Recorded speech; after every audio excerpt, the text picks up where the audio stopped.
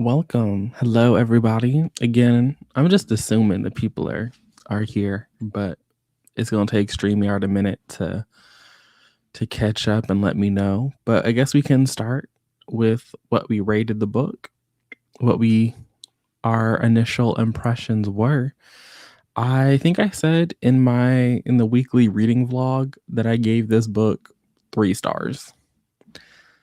It has now been a couple of weeks, and I don't know if 3 stars is what I would give this book now.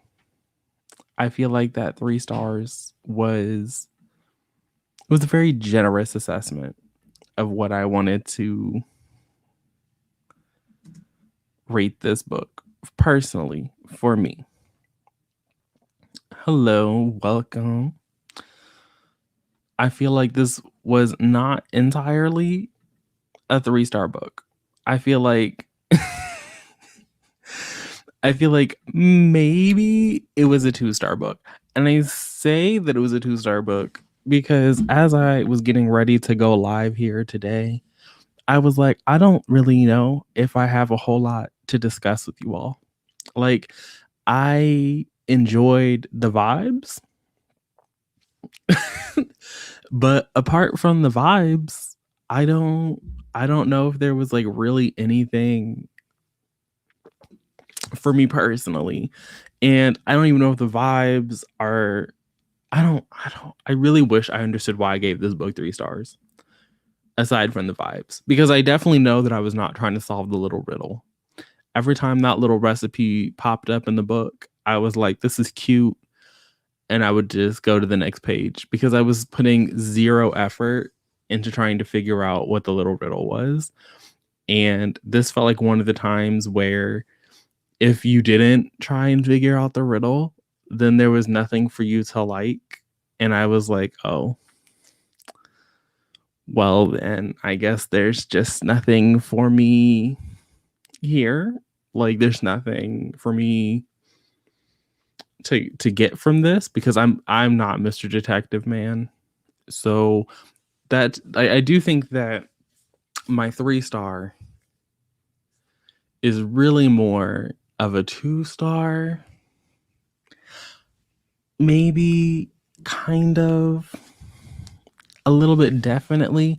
I also think that I would probably recommend this to younger YA readers after having read it. I'm not sure that I would recommend. Oh, this is looking like you have thoughts. This is looking like you have thoughts. This is the start to a good conversation. Like, as I was reading it, I didn't feel as okay. Like, as I was reading it, I didn't feel as bad as when we read Grown or as when we were reading Of Curses and Kisses. But I was just like, this is not. I don't know. I did appreciate the atmosphere. I did think that it was a little bit weird, a little bit.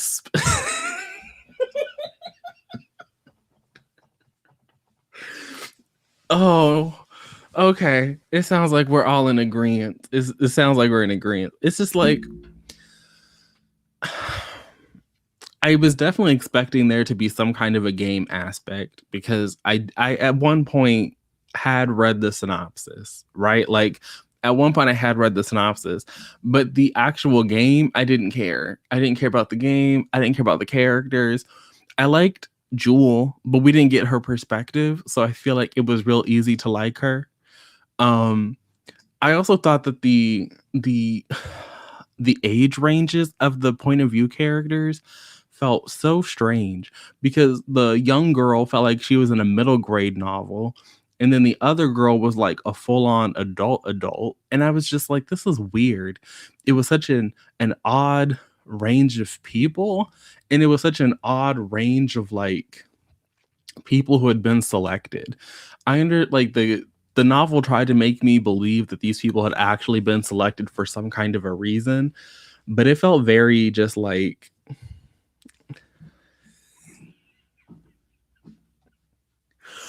The only reason I thought anybody was black was because of the cover. Because of the cover and because of the author, I said I'm assuming that these people are black. But they, who knows? Because covers be lying. You know, it just be like make it look pretty. And then they put it on there and they sell it. So like that's the only reason I thought anybody was not white personally. Although I did think that the little like the minion people, I thought they were white. I think. I don't even remember the minion people's names though. So like that's like I don't know. I feel like if you were a nice like 13, 14 years old and you were like, "Ooh, I want to read some grown-up books. This is cute." Or if you're like 10, 11, 12 and you're like I want to read, you know, some adulty books, we can be like, "Here's the Marvelous." But for me, I was like, there's literally nothing here for me personally. So like this is actually for the children. And I think that from that perspective, at least it was fine. Like if I had been a child reading it, I think I would have enjoyed it more. So I feel like on that level, it's good because even with something like Grown, I'm like, what child is going to enjoy this? Like, what? Even with like Of Curses and Kisses, I was like,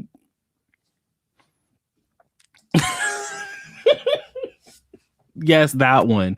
The one that was like, she had like the fake name on her account, but she was telling the truth. And I was like,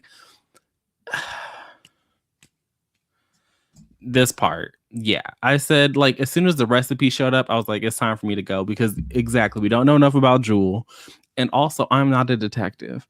I'm not a detective. And I don't think that, like, because one, we didn't know Jewel, but we didn't even know the other three players.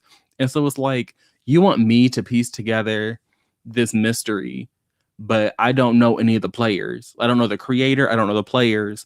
I barely understand the rules because then it was revealed that she was making shit up in the middle of it because the little crony people were also like fucking people over and trying to do shit too. So it's like the rules that I do understand clearly don't matter.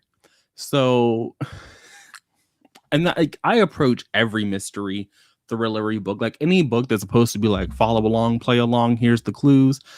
I just read the book. But this one, I felt like it was so like solving the mystery and reading the book were so like tied together that it's like, can you enjoy this if you don't solve the mystery? And I don't think you can. I don't think you can. I feel like if you are not actively trying to solve the mystery of the book, you are going to have a horrible time. And I felt very bad because I was like, Claire, ma'am, can we have a discussion? Can we sit down here? Because I thought it was a disservice that we had to spend so much time on with these people.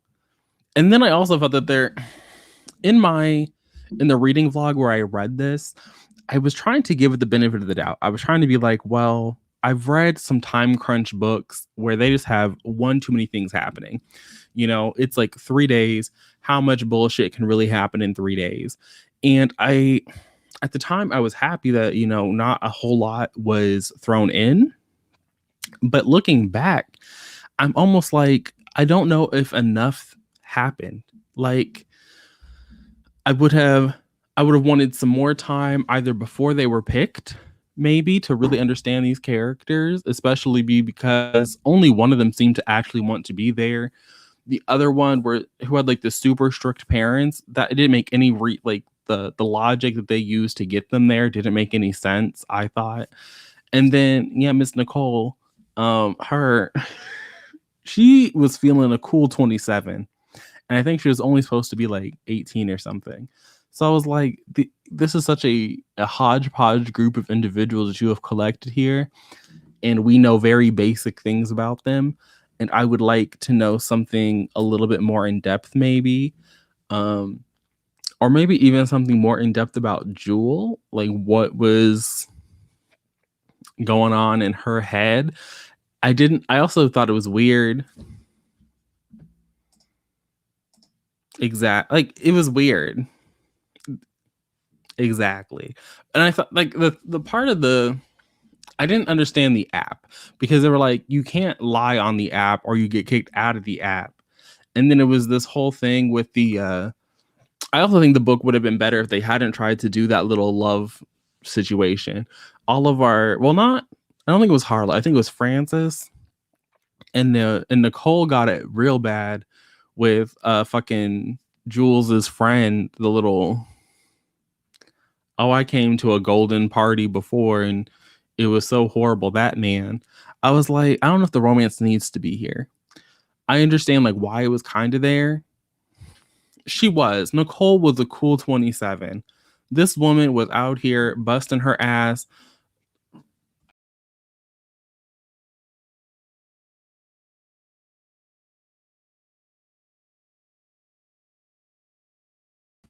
We're just gonna pretend that didn't happen.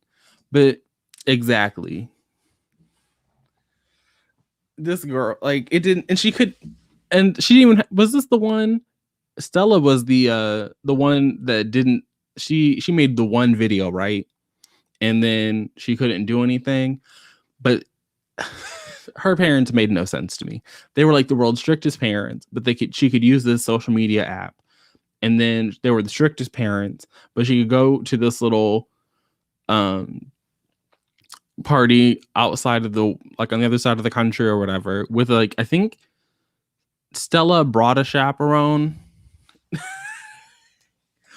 Okay, yeah, she was the one that was always running off at the mouth, and then Nicole had the love interest, and then Francis or Harlow, whatever the man, she had her little best friend Anthony. Was that his name? And they're like, we're gonna come up from the slums together. I'm gonna solve the mystery because I'm the conspiracy theorist. And I was just like, okay. I think the book also suffered from having three different perspectives. I think if we had just followed Miss Conspiracy Theorist, the book might have made sense because we could have seen her conspiring. We could have seen her putting pieces together because the other two people were just as lost as we were. So it's like we're following two people who have no clue what the fuck they're doing. And so one of them is getting the romance and the other one is just like being allowed to be loud. And then Miss Conspiracy Theorist is over here in the back like, I'm putting the pieces together. I'm putting the pieces together. And I was just like, okay, but I'm not. Like, I'm still lost. Can we can we go back maybe? Can we revisit? Can we like can we do something? Yes, I also agree that they seemed random. I didn't think that there was an actual reason for this book to be split into three perspectives. I didn't understand it, especially because the book is so short. The book is too short, I think, for three different perspectives, the way that it was doled out. It's three perspectives over 3 days. And only one of the perspectives was actually invested in going to the weekend because the one perspective, she was too sheltered. So she had to spend her time, you know, she had to spend her time convincing her parents and then like justifying her being there. But she's like, I'm just excited to be out of my house. And then Miss Nicole's like, I'm almost 30. So y'all are children. Because then she was there playing mom. And then Miss Conspiracy Theorist is trying to solve it. And she's like, oh, yeah, I'm going to win the $1 million. I'm going to win the $1 million.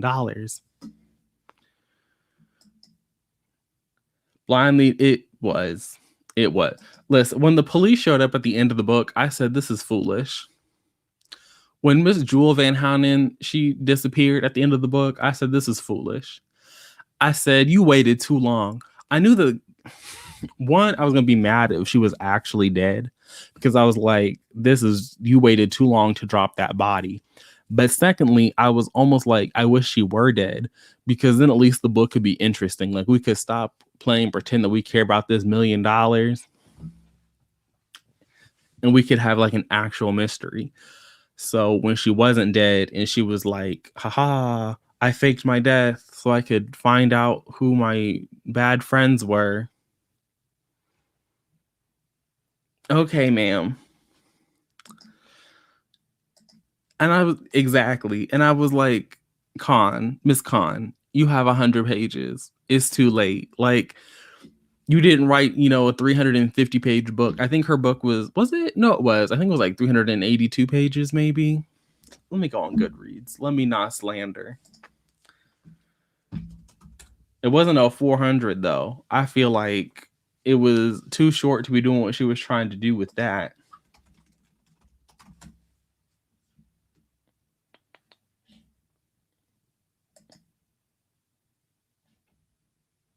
It was okay, 336 according to this.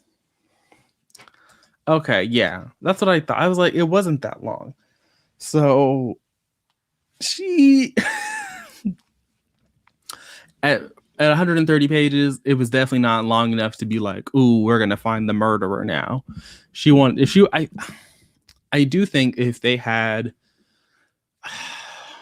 how do we do this? I think that instead of her going missing that night when she was talking to homegirl chaperone, isn't that what she was talking to Miss Sheltered chaperone, her little friendy friend? I think that if she had gone missing that morning, it would have been I could have believed that we were going to do it. But when she went missing and there was like no time left, I said, okay, so we're gonna play pretend that this is a murder mystery. And then it kind of was a murder mystery, and that's really what the whole weekend was supposed to be about. And I was like, again, I don't care about your little bad friendships. Just like I didn't care that the little trio people had to like start running the app, and I was like, really? Like these random people are the people who are going to run the show when the one girl made one video on your platform. Like it was the other two I could kind of get. Like I could get Miss Conspiracy because she was clearly, on it every day. It was her whole entire existence. And Miss Nicole was like almost 30, so she had some experience under her and she had a large following. But it was too much. It was too much. I felt scammed. I felt lied to. I felt that I had definitely not received the book that I that's what it felt like. I'm like, this is the most random group of people that you could have lumped together to run your company, your multi-million dollar, billion-dollar company from the shadows, talking about you can never talk about this weekend, you can never do this, you can never do that. What?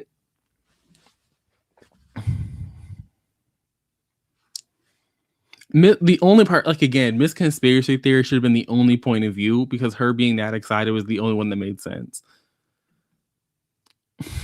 Not a babysitting. You can't even call Julian Hannon a babysitter because she was just, again, she was so aloof. She was like, I really don't care.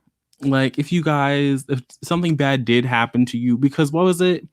Miss Conspiracy Theory had like a whole messed up hand, or she messed up her foot. They had to like call a doctor at one point because of she went climbing in the library and she was like, I've put the conspiracy together. I've put the conspiracy. I know the answer. And she started climbing the racks in the library like she was exactly. I was like, so Miss Jewel Van Hannon couldn't even babysit properly. She said the clue was in the portrait. I think it was like a portrait.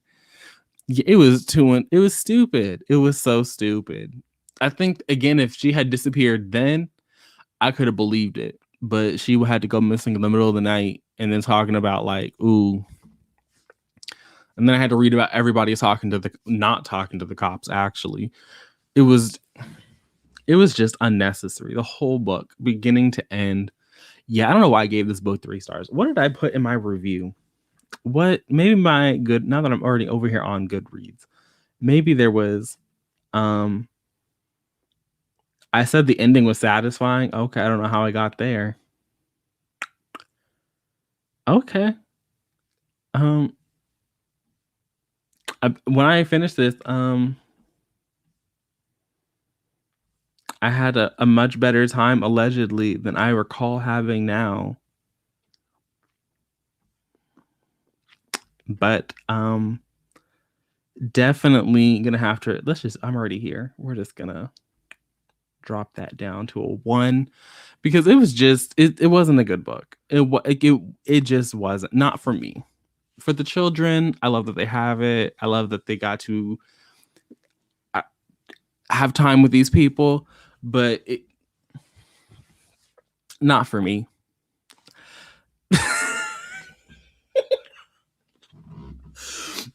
I'm surprised. Like, I think that it, like, for me, in the moment of reading it, it wasn't horrible.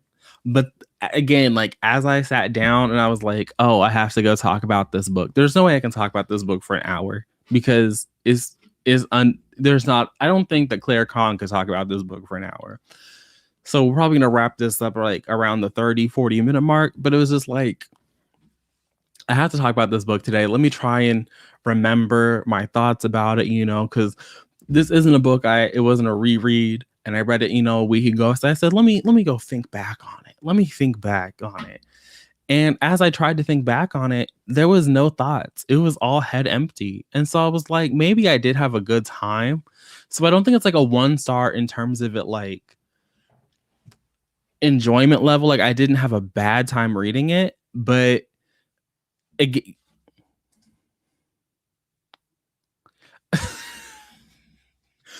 I think I really enjoyed like the vibes, like the weird house that they were in. I was like, this is a fun little vibe. Like, it felt a little spooky ooky. It felt, a little like ominous.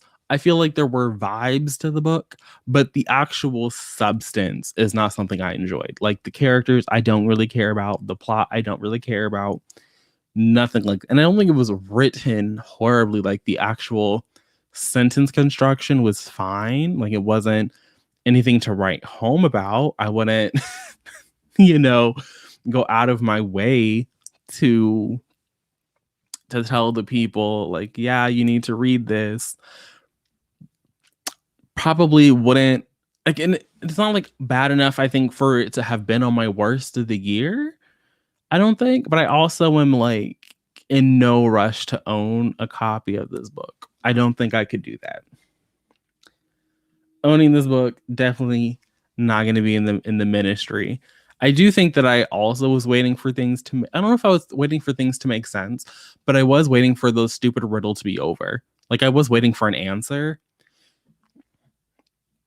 to the riddle. And I think that, I don't think there was this stupid like plot twist. I've read a lot of YA thriller mystery type books, and I think that a lot of them do a very cheap cop out at the end. So I think that's what I was saying when I found that the ending was satisfying, because I think that if you had been trying to play along, if you were someone who was actually invested in trying to crack the mystery or whatever, I think that it's potentially possible you could have. But I also think that it didn't try and be like, oh, I gave you all these clues and I thought this was like, you all thought this was the answer, and then you get to the last page and it's like, surprise, it was actually the suit of armor in the hallway that did it. This is, can we click on the right thing? This is my first Claire Kahn book. I don't know if I would read another. I'm certainly not in any rush to read another Claire Kahn book. Like, again, it's not horrible. The writing was fine, but there was no impact. And this is the only one that I thought sounded interesting. So because to me, it's not even that the, like the mystery part was a letdown, but even like the characterization part was also bad. So if I were to know that you can't do characterization in this book, it would be really hard for me to pick up a different book and be like, oh, well, maybe this time this is going to be, the characterization that's good, because I don't think that's how that's going to work. And so I would just be stuck reading about bland characters. And so I'm not rushing out to read another one. I don't think that'll be a thing that I do personally, but I don't wish Claire Kahn any ill will. I'm happy that, her publishers seem to like reading her books. I think she has an adult book coming out. Maybe that'll do better than this little YA moment, but I'm going to wait for the streets. I think that Claire Kahn has gone on a list of authors that I don't want to say I don't trust, that feels a little extreme, but they're definitely on a list of authors that I'm not rushing to read from. I would I would not going to say that I would never read from, but I'm certainly not rushing, and I'm not putting them on any kind of like anticipated. I can't wait to. It would have to be a miraculous, like the plot summary, the Goodreads synopsis would have to exactly. And to be fair to Miss Khan, I haven't heard anyone talk about her since Let's Talk About Love. Is that the one you just said? Yeah, Let's Talk About Love. That was the last time I heard anybody in the streets talk about her. I think they were like, "Oh, there's going to be ace representation in this book, so let's read this one." And never again have I heard anybody mention Claire Khan. I do think that her adult title is like a romance, so maybe if I watched a couple more like romance booktubers anticipated, I might see her name pop up more, but I have not seen it. So I don't even think that the streets care about Claire Khan, which is a little unfortunate. But again, somebody has to be caring. Which YA authors are immediately anticipated? Technically, Mary H.K. Choi, because she's only written YA so far. Anybody else? Adib Karam is on there now going forward. Who else would I say is on there? Is it really just those two people?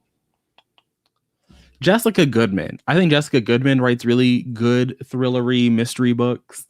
Tom Ryan. I've enjoyed both of his YA mysteries. Catherine McGee.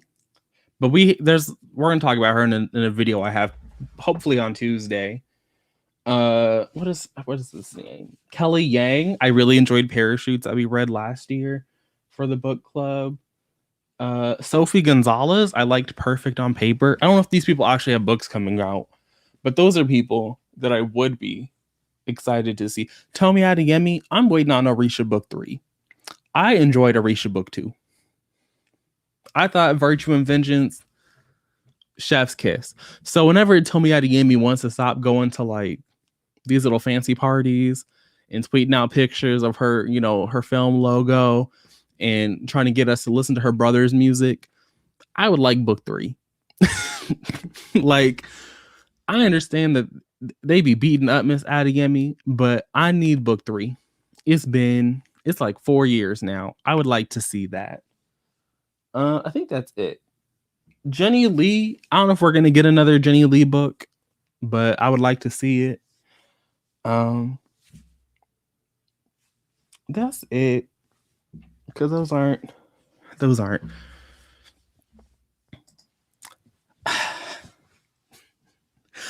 I did enjoy Children of Blood and Bone. I think that Children of Blood and Bone, you can definitely see issues in the text. They are definitely present and accounted for, but I still had a really good time. I have not read a lot of other North African, West African inspired fantasy that sort of came out after Children of Blood and Bone. I did read A River of Royal Blood, and I thought that book was good, but the second book was complete ass. Like, it was just not good at all. So I think that Children, Blood, and Bone is a really good book.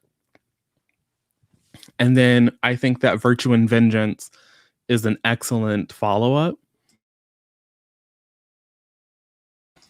And I think that it not only addresses things that happened in the first book, but I think that the character moments in that book are just, I love to see it. So I am excited for Children of Blood and Bone 3, or whatever the book is going to be called, The Legacy of Orisha book 3.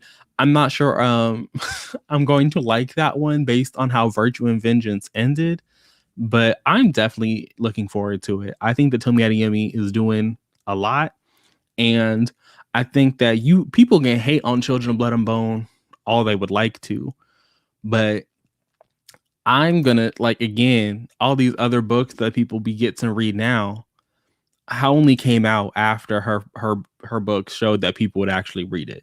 Like, Children of Blood and Bone blew up for a reason, and you can have your pick of the litter now because Tomi Adeyemi got to put her book out. Like, that's fine.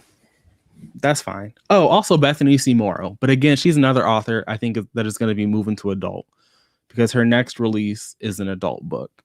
But Bethany C. Morrow, I'd be looking at her too, which is good because I'm trying to be more of an adult reader these days, trying to move away from the YA. But since we've started going off over here, I am okay to start wrapping this up. I think I have another like 4 minutes in me. We can end this at 35.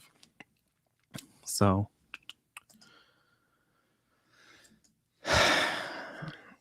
it depends.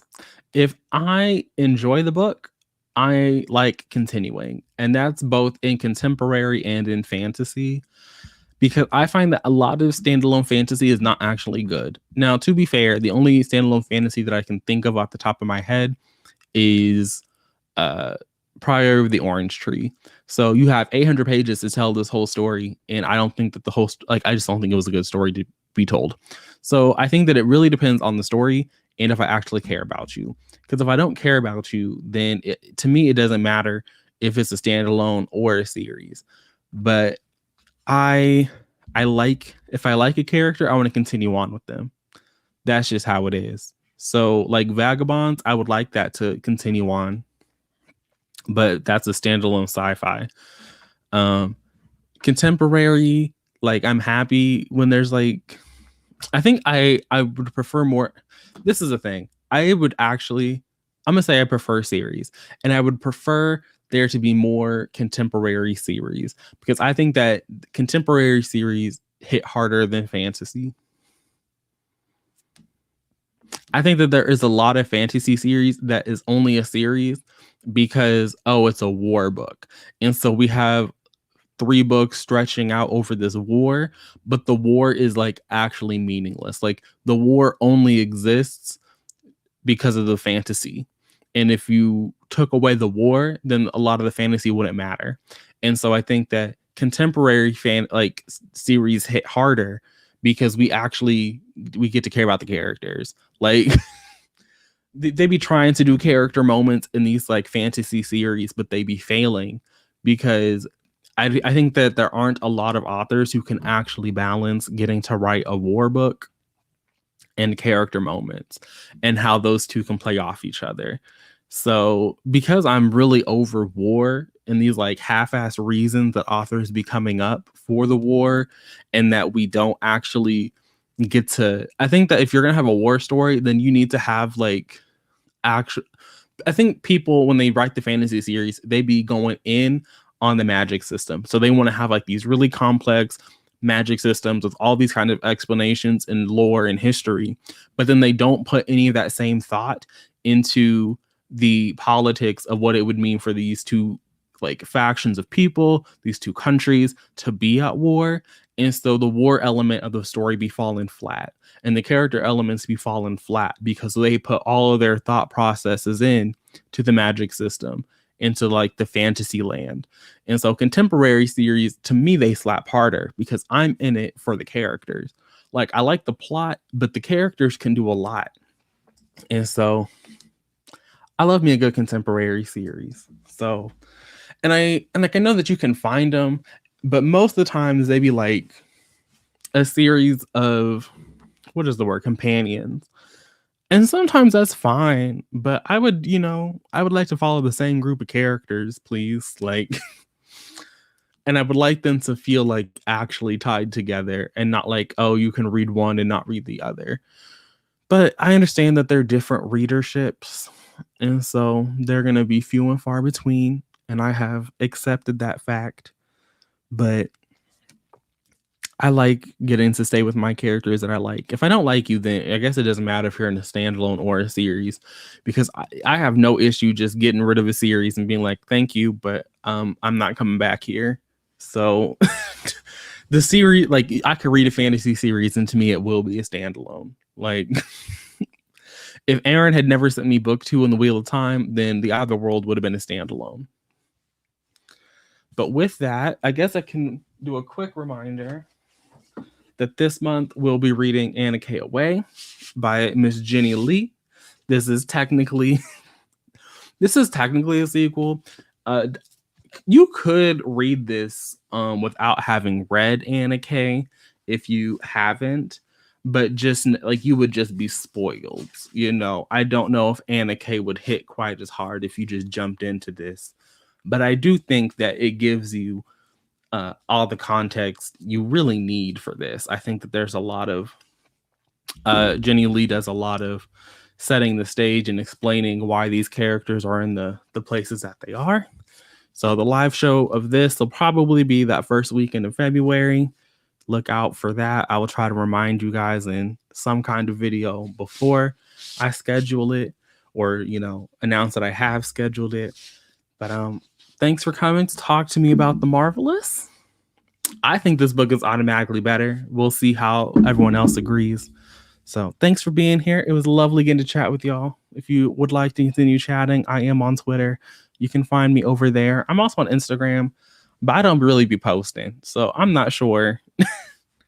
I love this for you. Anna K, I think, is Chef's Kiss. And this book picks up, I don't think it's right after, but it does pick up shortly after the end of Anna K. So I think that reading them back to back is a solid thing. But I'm going to go now. Hopefully you guys get to enjoy the rest of your Saturday. And I'll see you guys again soon with another video. But until then, and until next time,